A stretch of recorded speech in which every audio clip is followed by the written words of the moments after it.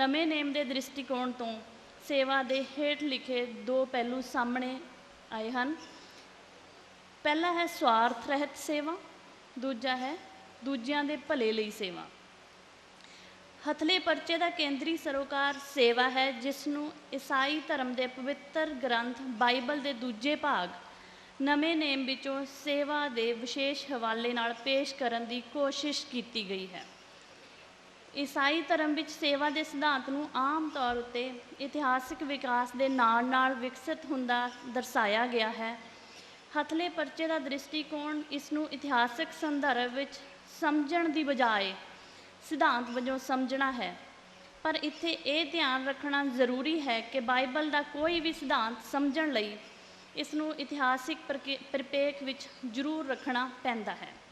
इस प्रसंग विच बाइबल विचली सेवा का सिद्धांत ईसाई चर्च के विकास नाल भी जुड़िया होया है। इस परचे विच किसी किस्म की बहस नूं त्यागदियां सिर्फ बाइबल के चोणवें बचनां नूं सेवा के सिद्धांत वजों समझण की कोशिश की गई है। सेवा के उक्त संकल्पां नूं समझण तो पहलां बाइबल विच दर्शाए सेवादार के गुणां बारे जानना जरूरी है।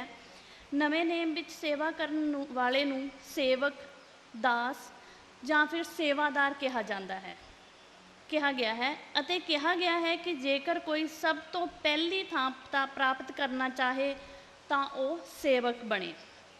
संत मार्क दे शुभ समाचार विच इस गल का जिक्र आउंदा है कि जदों यीशु मसीह अते उसदे रसूल कफरनाहूर वाल जा रहे सन, एक जगह का नाम है, तो रस्ते विच यीशु के रसूल आपस विच बहस कर रहे हैं कि सब तो वड्डा कौन है। टिकाणे ते पहुँचण उपरंत यीशु ने सारिਆਂ ਨੂੰ कोल सद्दिया अते उन्हां ਨੂੰ कहा कि इत्थे आओ, कोल बैठो। बाइबल अनुसार शब्द हैं, जो कोई तुहाडे विचों पहली थां प्राप्त करना चाहुंदा है वो अपने आप नूं सब दे पिछे रखे अते सारियां दा सेवक बने।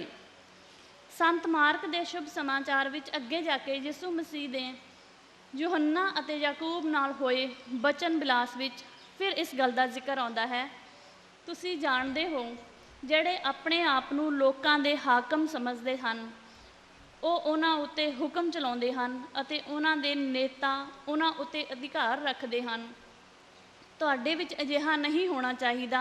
जेकर तुहाडे विचों कोई वड्डा बनना चाहे तो वह जरूर दूजियां दा सेवादार बने, अते जेकर कोई तुहाडे विचों नेता बनना चाहे वो सारियां दा दास बने। बाइबल विच सेवा नूं संस्थाई अते विधिवत रूप देण लई भी संकेत मिलते हैं। जिवें परमेश्वर ने विश्वास संगत विच हर एक नूं वख-वख सेवा दे काम सौंपे हैं। पहली थां ते रसूल, दूजी थां ते नबी, तीजी थां ते सिक्खक, फिर विचित्र काम करने वाले, बीमारियां तो चंगा करने वाले, मददगार, प्रबंधक अते तरह तरह दीआं बोलियां बोलण वाले हैं। नवे नेम विच सेवादार दीआं योग्यतावां बारे भी दस्सिया गया है। संत पाल तिमोथस की संगत नूं संबोधन करते हुए लिखते हैं कि सेवादार किहो जिहा होना चाहिए है। सेवादार भी गंभीर सुभाव वाले होण, वो दो मूँहे ना होण, ना ही नशेबाज अते ना ही भैड़े ढंगां नाल धन इकट्ठा करन वाले होण। वो साफ अंता कथन दे नाल विश्वास के डूंघे भेतां की जानकारी रखते होण।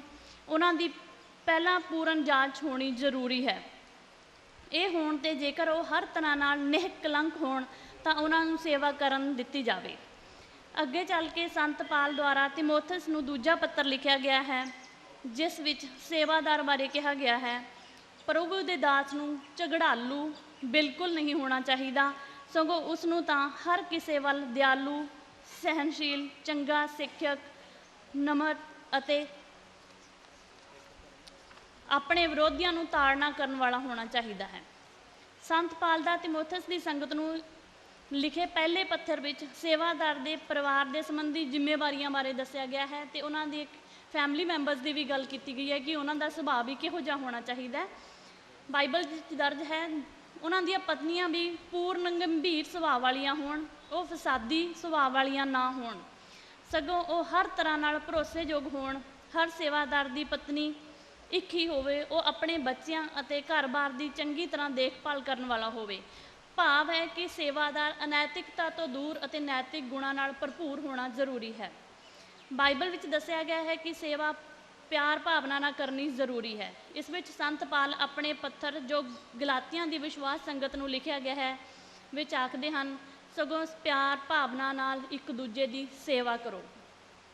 ਨਵੇਂ ਨੇਮ ਵਿੱਚ ਇਹ ਵੀ ਦੱਸਿਆ ਗਿਆ ਹੈ ਕਿ ਵਿਅਕਤੀ ਇੱਕ ਸਮੇਂ ਕੇਵਲ ਇੱਕ ਹੀ ਚੀਜ਼ ਦੀ ਸੇਵਾ ਕਰ ਸਕਦਾ ਹੈ, ਭਾਵੇਂ ਉਹ ਆਪਣਾ ਸਮਾਂ ਪਰਮੇਸ਼ਰ ਵੱਲ ਲਾਵੇ ਜਾਂ ਫਿਰ ਧਨ ਕਮਾਉਣ ਵੱਲ। ਇਸ ਬਾਰੇ ਸੰਤ ਮਤੀ ਨੇ ਆਪਣੇ ਸ਼ੁਭ ਸਮਾਚਾਰ ਵਿੱਚ ਕਿਹਾ ਹੈ, ਕੋਈ ਮਨੁੱਖ ਦੋ ਮਾਲਕਾਂ ਦੀ ਸੇਵਾ ਨਹੀਂ ਕਰ ਸਕਦਾ। ਉਹ ਇੱਕ ਨਾਲ ਘਿਰਣਾ ਜ਼ਰੂਰ ਕਰੇਗਾ ਅਤੇ ਦੂਜੇ ਨਾਲ ਪਿਆਰ, ਜਾਂ ਇੱਕ ਦਾ ਆਦਰ ਕਰੇਗਾ ਦੂਜੇ ਦਾ ਤਿਰਸਕਾਰ। ਤੁਸੀਂ ਪਰਮੇਸ਼ਰ ਅਤੇ ਧਨ ਦੋਹਾਂ ਦੀ ਸੇਵਾ ਨਹੀਂ ਕਰ ਸਕਦੇ ਹੋ। ਸੇਵਾਦਾਰ ਦੇ ਗੁਣਾਂ ਬਾਰੇ ਜਾਣਨ ਤੋਂ ਬਾਅਦ ਨਵੇਂ ਨੇਮ ਵਿੱਚ ਦਰਸਾਏ ਸੇਵਾ ਦੇ ਉਕਤ ਦੋ ਪੱਖਾਂ ਦੀ ਵਿਆਖਿਆ ਕਰਾਂਗੇ। ਸਵਾਰਥ ਰਹਿਤ ਸੇਵਾ। ਨਵੇਂ ਨੇਮ ਵਿੱਚ ਸਵਾਰਥ ਰਹਿਤ ਸੇਵਾ ਦਾ ਜ਼ਿਕਰ ਮਿਲਦਾ ਹੈ। ਇਸ ਬਾਰੇ ਸੰਤ ਪਤਰਸ ਆਪਣੇ ਪੱਤਰ ਵਿੱਚ ਲਿਖਦੇ ਹਨ, ਇਹ ਸੇਵਾ ਬਿਨਾਂ ਕਿਸੇ ਦਬਾਅ ਦੇ ਪਰਮੇਸ਼ਰ ਦੀ ਇੱਛਾ ਅਨੁਸਾਰ ਖੁਸ਼ੀ ਨਾਲ ਕਰੋ, ਨਾ ਕਿ ਇਹ ਸੇਵਾ ਕਿਸੇ ਲਾਲਚ ਵਿੱਚ ਆ ਕੇ ਕਰੋ, ਸਗੋਂ ਇਸ ਲਈ ਕਰੋ ਕਿ ਇਹ ਤੁਹਾਡੇ ਮਨ ਦੀ ਆਪਣੀ ਇੱਛਾ ਹੈ। ਨਵੇਂ ਨੇਮ ਵਿੱਚ ਸੰਤ ਪਾਲ ਦਾ ਰੋਮ ਦੀ ਵਿਸ਼ਵਾਸ ਸੰਗਤ ਨੂੰ ਸੰਬੋਧਨ ਕਰਕੇ ਲਿਖਿਆ ਇੱਕ ਪੱਤਰ ਦਰਜ ਹੈ, ਜਿਸ ਵਿੱਚ ਸਵਾਰਥੀ ਲੋਕਾਂ ਤੋਂ ਦੂਰ ਰਹਿਣ ਲਈ ਅਤੇ ਸਵਾਰਥ ਰਹਿਤ ਸੇਵਾ ਕਰਨ ਲਈ ਕਿਹਾ ਹੈ। ਭਰਾਵੋ ਮੇਰੀ ਤੁਹਾਡੇ ਅੱਗੇ ਬੇਨਤੀ ਹੈ, ਉਹਨਾਂ ਲੋਕਾਂ ਤੋਂ ਸਾਵਧਾਨ ਰਹੋ ਜੋ ਲੋਕਾਂ ਵਿੱਚ ਫੁੱਟ ਪਾਉਂਦੇ ਹਨ ਅਤੇ ਉਹਨਾਂ 'ਤੇ ਵਿਸ਼ਵਾਸ ਸੰਬੰਧੀ ਠੋਕਰ ਦਾ ਕਾਰਨ ਬਣਦੇ ਹਨ, ਜੋ ਉਸ ਸਿੱਖਿਆ ਦੇ ਵਿਰੋਧ ਵਿੱਚ ਜਾਂਦੇ ਹਨ ਜਿਹੜੀ ਤੁਹਾਨੂੰ ਮਿਲੀ ਹੈ। ਉਹਨਾਂ ਤੋਂ ਦੂਰ ਹੀ ਰਹਿਣਾ, ਕਿਉਂਕਿ ਜਿਹੜੇ ਇਹੋ ਜਿਹੇ ਕੰਮ ਕਰਦੇ ਹਨ ਉਹ ਮਸੀਹ ਦੀ ਸੇਵਾ ਨਹੀਂ ਕਰਦੇ, ਸਗੋਂ ਆਪਣੇ ਹੀ ਢਿੱਡ ਭਰਦੇ ਹਨ।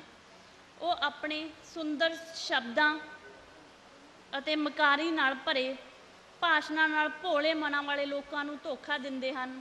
ਹਰ ਕਿਸੇ ਨੇ ਤੁਹਾਡੀ ਸ਼ੁਭ ਸਮਾਚਾਰ ਦੇ ਸੰਬੰਧੀ ਆਗਿਆਕਾਰਤਾ ਦੇ ਬਾਰੇ ਸੁਣਿਆ ਹੈ, ਇਸ ਦੇ ਲਈ ਮੈਂ ਤੁਹਾਡੇ ਤੋਂ ਖੁਸ਼ ਹਾਂ।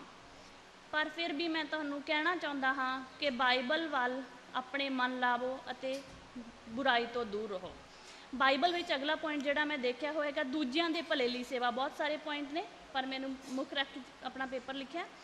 ਸੇਵਾ ਆਪਣੇ ਭਲੇ ਦੇ ਨਾਲ ਨਾਲ ਦੂਜਿਆਂ ਦੇ ਭਲੇ ਲਈ ਹੈ, ਕਿਉਂਕਿ ਸੇਵਾ ਕਰਨ ਨਾਲ ਜਿੱਥੇ ਵਿਅਕਤੀ ਦਾ ਆਪਣਾ ਮਨ ਸ਼ੁੱਧ ਹੁੰਦਾ ਹੈ, ਉੱਥੇ ਨਾਲ ਹੀ ਦੂਜਿਆਂ ਦਾ ਭਲਾ ਵੀ ਹੁੰਦਾ ਹੈ।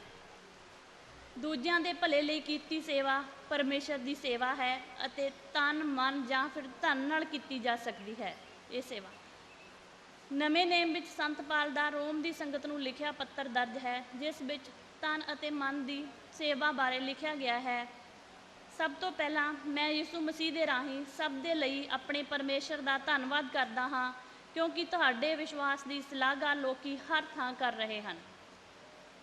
ਪਰਮੇਸ਼ਰ ਦੀ ਸੇਵਾ ਮੈਂ ਆਪਣੇ ਪੂਰੇ ਤਨ ਮਨ ਨਾਲ ਉਸਦੇ ਪੁੱਤਰ ਦੇ ਸ਼ੁਭ ਸਮਾਚਾਰ ਸੁਣਾਉਣ ਰਾਹੀਂ ਕਰਦਾ ਹਾਂ।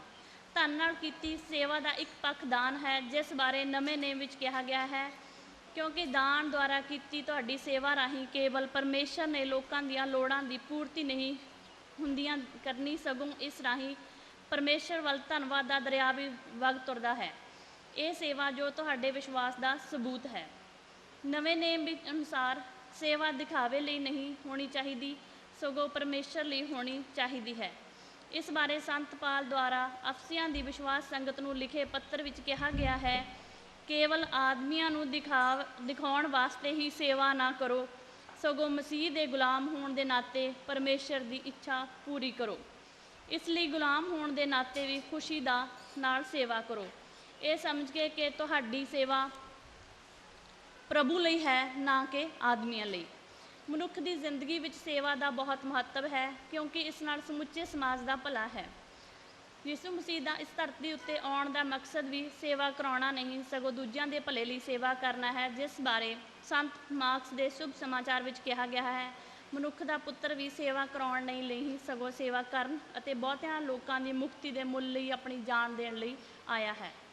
ਨਵੇਂ ਨੇਮ ਵਿੱਚ ਹੋਰ ਬਹੁਤ ਸਾਰੀਆਂ ਅਜਿਹੀਆਂ ਘਟਨਾਵਾਂ ਦਾ ਵਰਣਨ ਮਿਲਦਾ ਹੈ, ਜਿਨ੍ਹਾਂ ਤੋਂ ਸਪਸ਼ਟ ਹੁੰਦਾ ਹੈ ਕਿ ਯਿਸੂ ਮਸੀਹ ਨੇ ਆਪ ਦੂਜਿਆਂ ਦੇ ਭਲੇ ਲਈ ਸੇਵਾ ਕੀਤੀ, ਜਿਵੇਂ ਕਿ ਬਿਮਾਰ ਲੋਕਾਂ ਨੂੰ ਠੀਕ ਕਰਨਾ, ਟੁੱਬੀ ਔਰਤ ਨੂੰ ਠੀਕ ਕਰਨਾ, ਅਧਰੰਗੀ ਨੂੰ ਠੀਕ ਕਰਨਾ ਆਦਿ। ਸੰਤ ਲੂਕਾ ਦੇ ਸ਼ੁਭ ਸਮਾਚਾਰ ਵਿੱਚ ਇਸ ਗੱਲ ਦਾ ਜ਼ਿਕਰ ਮਿਲਦਾ ਹੈ ਕਿ ਜਦੋਂ ਯਿਸੂ ਨੇ ਸੇਵਾ ਦਾ ਕੰਮ ਸ਼ੁਰੂ ਕੀਤਾ ਤਾਂ ਉਸ ਸਮੇਂ ਉਸ ਦੀ ਉਮਰ 30 ਸਾਲ ਦੀ ਸੀ। ਸਾਰ ਵਜੋਂ ਅਸੀਂ ਕਹਿ ਸਕਦੇ ਹਾਂ ਕਿ ਈਸਾਈ ਧਰਮ ਵਿੱਚ ਸੇਵਾ ਦਾ ਮੂਲ ਪ੍ਰਵਚਨ ਵੀ ਉਹੀ ਹੈ ਜਿਹੜਾ ਬਾਕੀ ਸਭ ਧਰਮਾਂ ਦਾ ਹੈ। ਸਮਾਂ, ਸਥਾਨ, ਭਾਸ਼ਾ, ਸੱਭਿਆਚਾਰ ਆਦਿ ਇਸ ਦੇ ਮੁਹਾਂਦਰੇ ਨੂੰ ਭਿੰਨਤਾ ਬਖਸ਼ਦੇ ਹਨ। ਧੰਨਵਾਦ।